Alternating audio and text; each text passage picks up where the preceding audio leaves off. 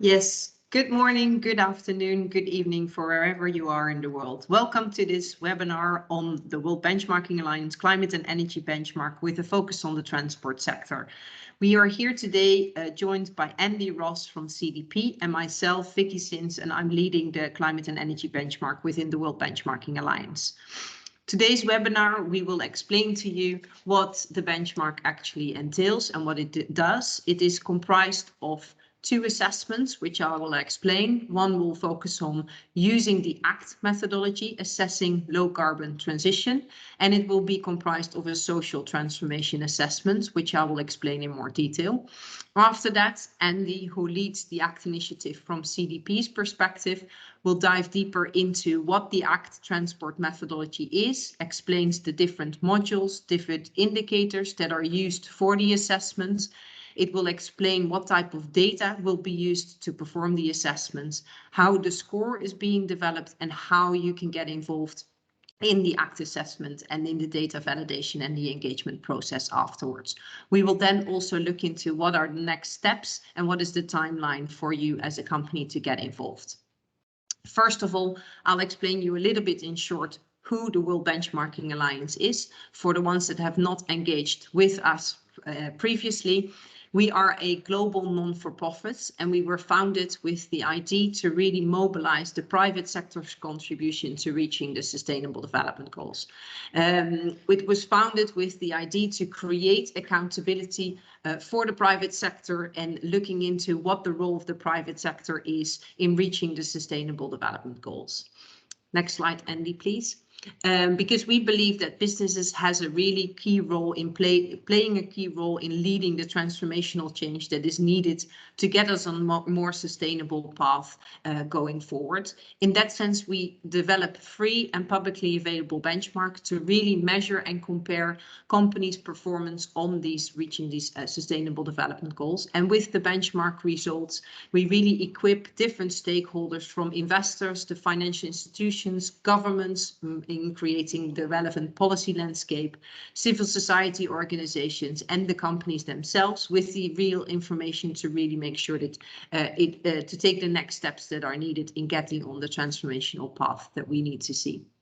In this way, we create an accountability system to really show and acknowledge the leadership from the companies that are showing the best practices that are needed for this transformational change. But we also hold account the laggers that are not showing the change that is needed.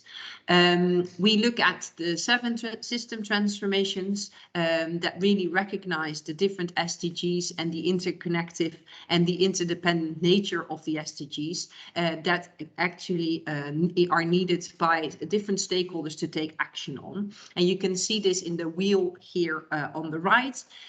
These are the 7 system transformations that we use to benchmark and score 2,000 companies by 2023. And the yellow slides that you see is the decarbonization and energy slide, where we look at what transformation is needed to decarbonize high emitting sectors in a just and equitable way. And in order to do that, we work together with the ACT initiative and with CDP to develop the relevant benchmarks. We are committed to work through a large network of our allies, which forms our World Alliance. Currently consists of over 300 organizations that support our work, from strategic agenda setting to really drive collective action on benchmark outcomes and results. Next slide, please. You can see some of our allies named here, but I encourage you to go on a website where you can see the full list of over 300 allies that we work together with in building this movement to reach the Sustainable Development Goals.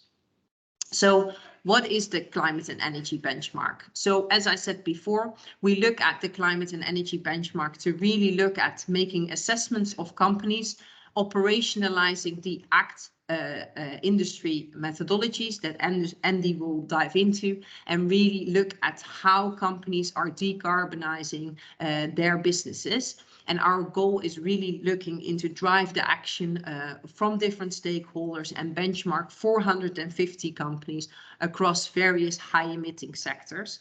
The transport sector that we're discussing today is the fourth sector as part of our climate and energy benchmarks. So far, we've assessed the oil and gas industry, the automotive and the electric utility industry. And you can see these assessments online on our website as well. And that can give an indication on what an assessment and output would look like for your company once you will receive the results. In 2022, as mentioned in the introduction, the climate and energy benchmark will include two different assessments. The first part is the ACT assessments, so where we really assess the low carbon transition of you as a transport company in your relevant subsector. And then the second one is the social transformation assessment that will be done by the WBA. Next slide, please. So what is it? What are these different assessments comprised of? As mentioned, one is the ACT assessments that will be done in cooperation with CDP, where we look at operationalizing the ACT transport methodology. And the ACT initiative was founded by CDP and ADEM.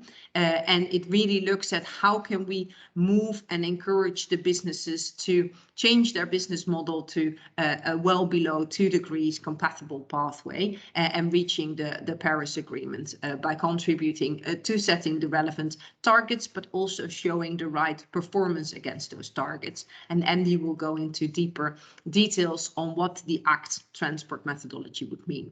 The second part is the social transformation assessments, which is comprised of one part is the core social transformation assessments that we will do. And then on top of that, we look at specific just transition indicators that I will explain in a minute, and that will also be added to the total social transformation assessments.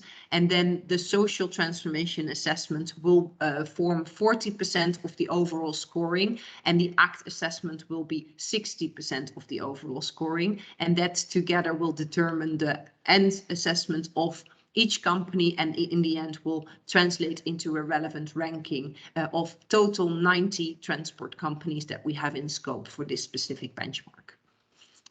Next slide. So when looking into the social transformation assessments, we work through our social transformation framework, as you probably saw in our 7 system transformation wheel that I showed on slide 4. At the heart of everything we do is the leave no one behind principle, and we really look into the social assessment of all the companies that we assess within World Benchmarking Alliance. And initially, the social transformation assessment looks at 3 areas. It looks at respecting human rights, providing and promoting decent work, and acting ethically. And then these are we refer to as the core social indicators. And on top of that, we will add the just transition indicators, which can be found on the next slides. Which the just transition indicators is a methodology that was developed last year in partnership and consultation with over 20 organizations within and beyond our alliance. The methodology was launched in July 2021, and we've piloted the assessments last year on the 3 industries that we've already assessed on their decarbonization efforts. And they have 6 indicators looking into social dialogue and stakeholder engagement. We're looking into how companies are taking into account planning for a just transition alongside their decarbonization planning. We look at how are they contributing to green and decent job creation and the retaining and reskilling and upskilling of workers as part of their decarbonization plan. And then the last part is looking into how companies are looking to into social protection and social impact management, and how are they advocating for policy and regulation to really support the just transition. I realize this is all a lot of information, but we will share the slides afterwards with you as well, and all of the details of this methodology can be found on our website for further information. Now it's time for Andy to dive deeper into the ACT methodology and the transport specific methodology to elaborate what are the indicators and what are the data that is being used for assessing your company. Andy, over to you. Thank you, Vicky. Good morning, good afternoon, good evening, everybody. So my name's Andy Ross. I work for CDP, and I'm the manager, the project manager at the CDP end for the ACT assessment. So I'm going to give you an overview of with more detail of how we do an assessment, what it's made up of, the background, just general information. So as Vicky says, we will share the slides at the end, and this is being recorded so you can refer back to it. There's quite a lot of information, so some of it we've summarized. There is a detailed methodology document which contains a lot of this, so we will also share that with you, and you'll be able to use that to look in more detail at any areas we have to go over quite quickly this afternoon. So to start with an overview or a background and history of ACT. So ACT is assessing low carbon transition. It's established as a joint voluntary initiative of ADEME, which is the French Ecological Agency, and CDP, who you may well have heard of. The objective of ACT is it's an accountability framework and a set of sectoral methodologies to assess how a company's strategies and actions contribute towards the Paris Agreement mitigation goal, which is staying under 2 degrees C of warming with an ambition for 1.5 degrees C. An ACT assessment is an analysis of company data against quantitative and qualitative indicators, e.g. target, business model. These indicators are weighted differently depending on the sector and depending on the type of company. When we've done the assessment, we pull together all the results and we score each company.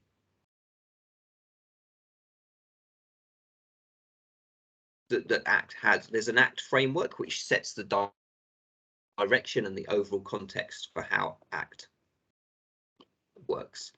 There are individual methodologies for each of the high emitting sectors, and then we do assessments for high impact companies in those sectors.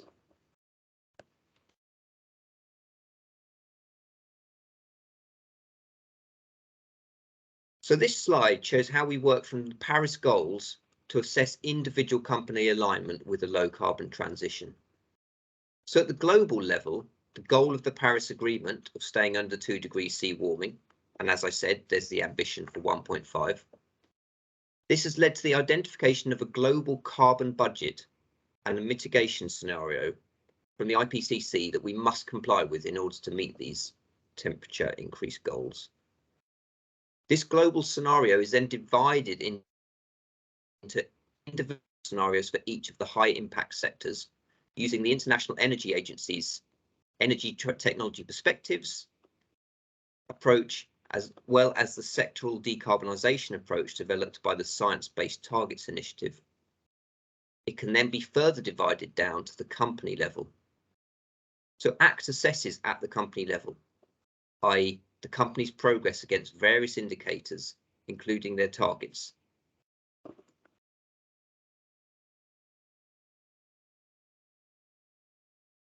So as I've said, under the ACT framework, specific methodologies have been developed for each of the high impact sectors.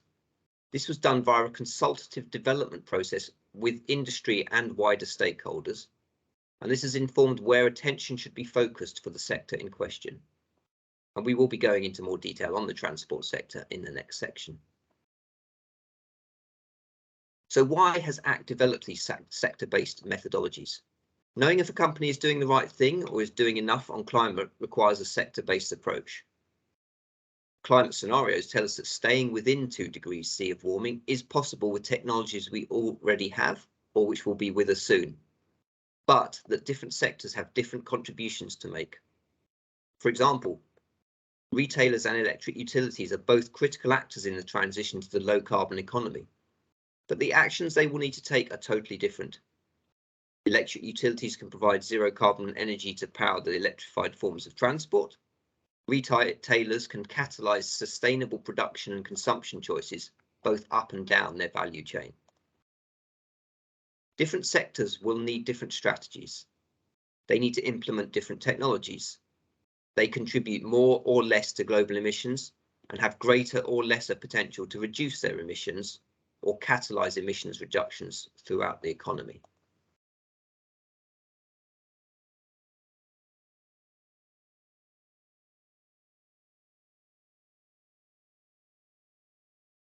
So, the ACT methodology is distinct from other transport initiatives you may be aware of, and from CDP and other organisations which have decarbonisation initiatives.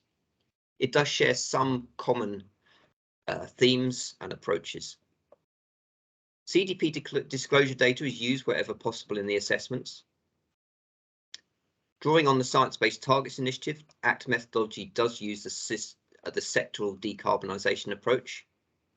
And having a science-based target aligns closely with one of the ACT indicators. The CDP Investor Research publishes reports. Most recent was shipping in 2019, but different methodologies are used. And these reports are aimed specifically at investors, and these are not public, only being available to CDP investor members. Many of you will know about TCFD. So although ACT and TCFD are not fully aligned, there are a lot of common themes and common areas and approaches, and we will actually be issuing a new alignment briefing fairly soon, which will explain the common areas and the differences. And there are individual sectoral initiatives in the transport sector. One of these is the Global Logistics Emissions Council, and that is aligned with CDP. So there's a lot of overlap and alignment between ACT and GLEC. So, introducing the methodology. We're going to take a look in more detail now. We'll look at the framework of an ACT assessment. Yeah, so let's just move straight on with this. So, what's the point of an ACT methodology? Why do we need it? What ACT does is takes a holistic view of how ready a company is to transition to a low carbon economy. And it uses 5 guiding questions as the basis to steer the development of the methodologies and create consistent ACT ratings across sectors. This assessment framework remains similar for the development of all sector-specific ACT methodologies. So look at these 5 questions. They express the dynamic vision of companies in a transition state as proposed by ACT. So we start at number 1, from commitments made by a company. An ACT assessment then evaluates how the company will achieve them through a transition plan, for instance, in question 2. And also looks at actions that are already taking place or have taken place recently. That's the present activities and the legacy questions 3 and 4. And subsequently validates the business models and plans are consistent across the organisation.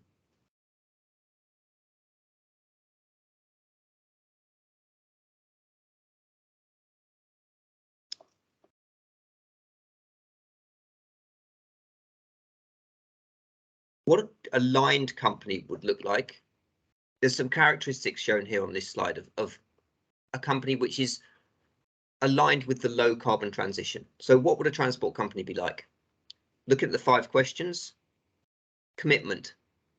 A company would have science-based targets for every segment of its value chain, both its owned assets as well as any outsourced. And its objectives are aligned with a relevant time horizon and a decarbonisation pathway which reflects the lifetime of its assets. The company will have a publicly disclosed transition plan, and this will have detailed steps on how to achieve climate transition objectives. The company will be investing in R&D projects related to low carbon and removal technologies, and will have a strategy to increase the use of low carbon and energy efficient assets. There will be evidence that the company has been lowering the emissions intensity of its whole value chain and developing low carbon solutions and activities. And the company has achieved these through deliberate operational decisions. The company's targets, transition plan, present and past actions show a consistent willingness to achieve low carbon transition goals. And the company publicly supports more stringent standards and emissions disclosure.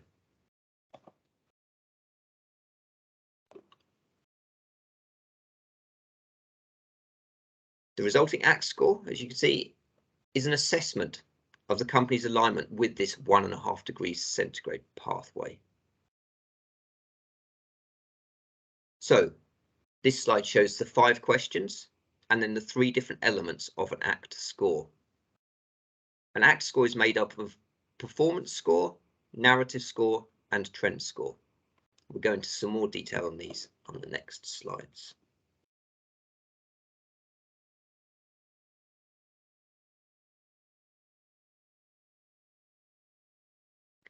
So in terms of scope and boundaries for the transport sector, this visual gives an overview of what we're covering. So we are looking at rail, road, maritime and aviation, and both passengers and freight. The only excluded areas are passenger water transport, passenger ocean and inland waterway transport, as there are no usable decarbonisation pathways for those sectors at the moment. We're covering both single and multimodal companies. So many logistics companies will have both shipping and rail and road. Many aviation companies will be carrying both freight and passengers. And the methodology distinguishes between companies which own and operate their own assets, companies that outsource to other providers, and companies that deliver public transport services. And this has a big bearing on the weighting of individual modules and indicators.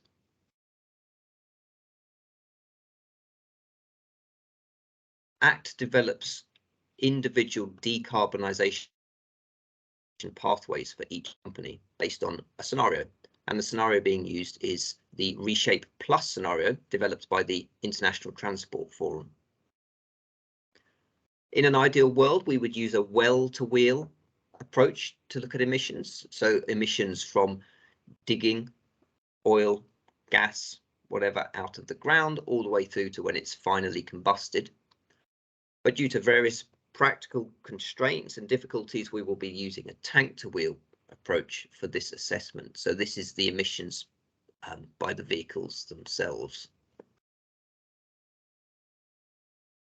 This slide gives a quick overview of this.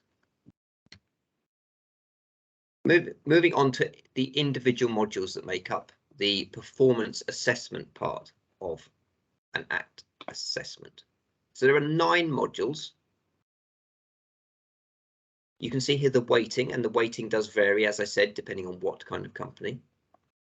I'll just quickly go through what these modules are, but you will get the slides so you can look back in more detail.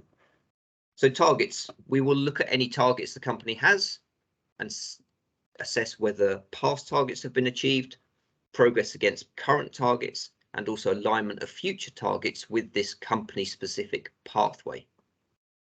We'll also be looking at the carbon intensity of companies' own assets, both now and in the future. That's the material investment module. The third module, intangible investment, looks at research and development in low carbon technologies. Sold product performance is again looking at carbon intensity of both current and projected assets. And this will be the in-use phase or outsourced assets, so based in another company. We look at management, so climate governance, transition planning and scenario analysis.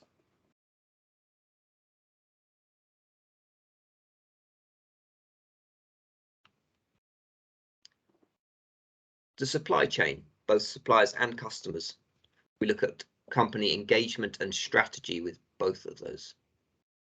And also engagement in policy. So what is your company doing to engage with policymakers and trade associations? And lastly, business model. Does the company have low carbon aligned business models? And is it going to thrive in the low carbon economy in the future? So these modules are split between quantitative, which is 1, 2, 3, and 4, and qualitative modules.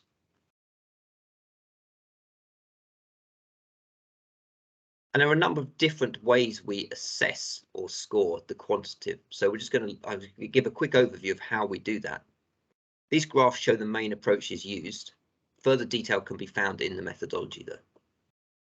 So to summarize at a very top level, the main approaches all compare company actual or forecast progress against a company specific expectation, target or pathway. So this may compare company performance over time or at a single point in time. The aim of the quantitative indicators is to clearly demonstrate whether the company's emissions intensity is aligned with a 1.5 degrees C world or not. Emissions intensities are used as these are comparable through time and between companies, are not affected by changes in activity, and are considered the best and most objective view of a company's decarbonisation progress. Emissions intensities only give part of the picture though. It's also essential to look at absolute emissions. So the locked-in indicator does this by comparing absolute emissions against a company emissions budget generated from the scenario. Analysing a company's locked-in emissions alongside science-based targets gives the means to scrutinise the potential cost of inaction, including the probability of stranded assets. Examining absolute emissions, along with recent and short-term emissions intensity trends, forms part of a holistic view of company emissions performance in the past, present and future. So that's how the quantitative modules are scored. Qualitatively, so the modules 5, 6, 7, 8 and 9, we use a different approach, which is a maturity matrix. So maturity matrix looks at how advanced a process or approach is within the company. You can see here there are 5 levels for most indicators, which go from basic, where a company would score 0%, up to low carbon aligned at 100%. So as an example, to assess the quality of a company's transition plan, assessors will look at a number of aspects of that plan. One of these is whether the plan contains financial projections. A company scoring basic would either have no transition plan or no financial content in that plan. A company scoring advanced will demonstrate that it has considered financial costs of the transition, but has not quantified them. A low carbon aligned company will give a comprehensive view of the total costs to the business associated with the transition plan.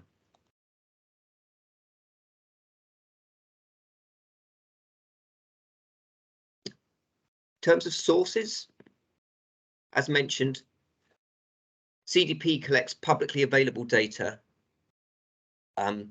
We use company reports and CDP disclosure data wherever possible. This table gives an overview of those different sources. The key ones really, yes, are company reports, CDP data, some third-party databases. So for transport sector, that might be IATA for aviation or RAILISA for the rail sector. We also have to use emissions factors, and those come from the IPCC. And we've also used IEA and, as I said, the ITF for scenario data.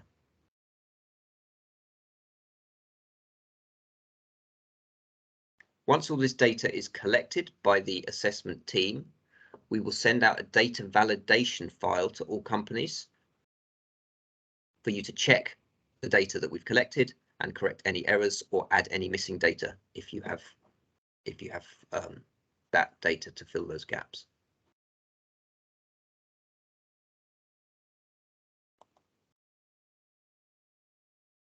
So we've talked about the performance score. This is this first section of the score. You get 20 points. We look at the 9 individual modules. 4 of them are quantitative, 5 are qualitative. But there's also this letter and the plus, equals or minus. So these 2 other parts of the score are the narrative, and that's the letter, and the trend score. So the narrative score is made up of 4 different areas. And the narrative score is a way of stepping back from the detail of the 9 performance modules and ensuring we've captured all relevant data and taking into account anything which wouldn't be included in one of them. The information is analysed with 4 criteria in mind: business model and strategy, consistency and credibility, reputation, and risk. This process reflects on the 5 guiding ACT questions and assigns an associated narrative score ranging from A at the top to E at the bottom. This narrative assessment seeks to evaluate the maturity of the company's low carbon transition strategy. Uses a maturity matrix. The company's maturity for each of the 4 criteria is then evaluated based on the 5 levels. So these go from basic, which would be the level of maturity is unsatisfactory. It seems that significant efforts are needed and there is no evidence the company is taking any action, all the way up to a low carbon transition aligned score, where the level of maturity is outstanding. There is reliable evidence that the company's performance is and will be aligned with a low carbon trajectory. Trend scoring. Trend looks at forecast changes in the company's alignment with the low carbon transition by answering the following question: will the company's ACT score improve, worsen, or stay the same if the assessment is repeated in the near future? We analysed forward-looking information collected during the other parts of the ACT assessment, looking for strong evidence that the company's ACT score would change or not in the near future. All possible major events which have the potential to affect the company's alignment with the low carbon transition would be considered in the trend scoring. So that's the overview of the ACT assessment. Now, what can you expect from the assessment process?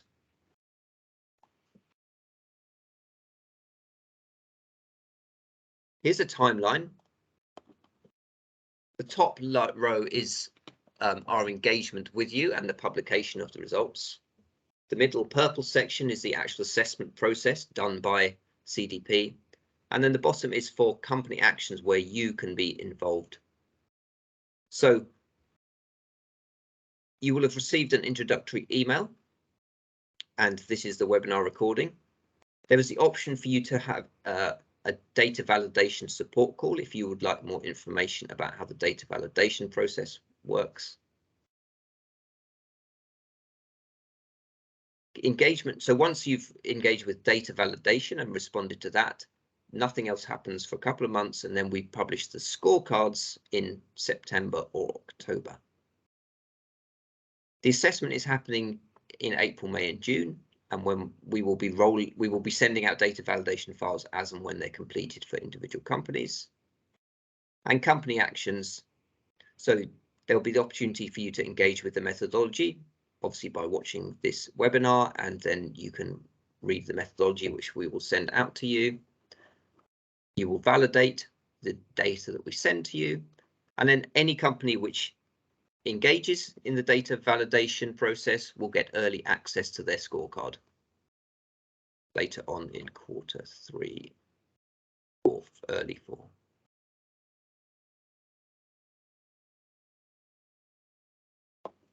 In terms of results and how they're published, these are the outputs from the ACT assessment.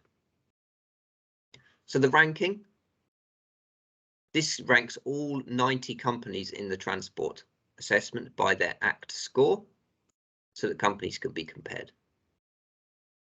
Individual company scorecards are published, so each company assessed will be highlighted in a publicly available scorecard on the WBA website. This will reflect the overall results of the assessment, indicating strengths and areas for improvement of your climate action and strategy. Recommendations focus on those areas of improvement that present the best opportunities for the company to improve in the future. They will potentially address the 9 modules involved in the ACT performance score, as well as the 4 criteria involved in the ACT narrative score.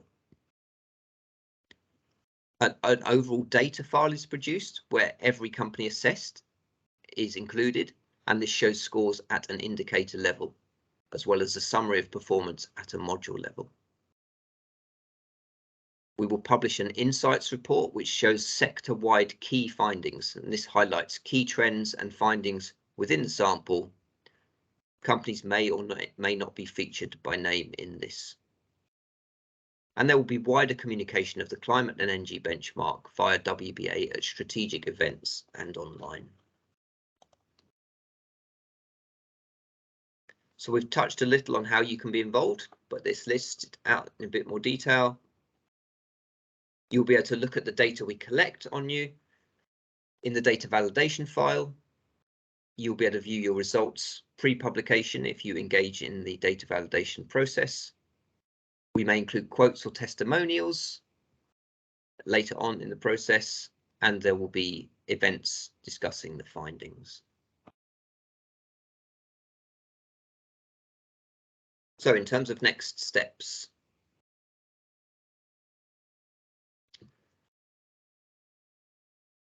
for you looking at the transport methodology report, there is some e-learning content on the ACT website, which we will send out to you. You can review this webinar in more detail to refresh your memory on any of it. We will have a drop-in clinic session for people to ask further questions. And just a little note, a note on languages, that most of the assessment is done in English, but for ACT, we can read reports in English, Mandarin, Japanese, and Spanish, though outputs will all be in English.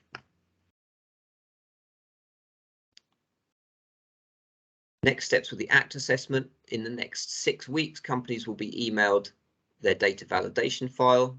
You will have 2 weeks to review this, and we will respond to we will act on any comments and feedback that you send us. Scorecards will be distributed in September and early October. And on social transformation, similar process. Draft assessments will be shared with companies. You'll have unique login details. You'll have 2 weeks to review, and the WBA team will respond or will address any comments and feedback.